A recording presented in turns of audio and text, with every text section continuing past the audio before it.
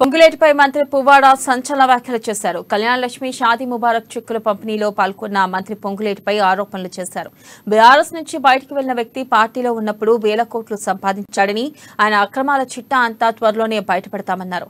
Party అభ్యర్థుల ఓటమికి పొంగులేటి కారణమయ్యాడని, పిట్టల దొరలా మాట్లాడుతున్నారని, ఖమ్మం రాజకీయ చరిత్రలో పొంగులేటి అంత బచ్చాగాళ్లు ఎవరూ లేరని పువ్వాడ మండిపడ్డారు. ఖమ్మం హెడ్ క్వార్టర్ గా ఉన్న ఖమ్మాన్ని కనీసం పట్టించుకున్న నాదుడు లేడు. కనీసం అట్లాంటి ఖమ్మం ఇవాళ తెలంగాణ రాష్ట్రం వచ్చిన తర్వాత, మరి ప్రత్యేకించి నేను మంత్రి అయిన తర్వాత ఎంత అద్భుతంగా మౌలిక వస్తువుల్లో ముందుకు పోయింది ఒక్కసారి ఆలోచన. అయితే ఈ విషయాన్ని కొంతమంది కళ్ళుండి చూడలేని కబోదులు ఉన్నారు, వాళ్ళకు కనపడతలేదు. ఖమ్మం విషయంలో జరిగిన అభివృద్ధి ఏదైతే ఉన్నదో అది కనపడతలేదు.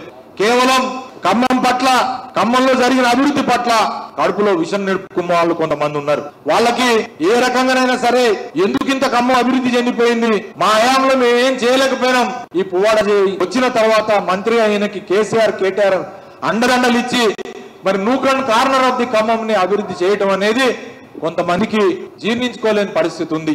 అట్లాంటి కొంతమంది కళ్ళున్న కబోదులు పిచ్చి మాటలు మాట్లాడుతున్నారు.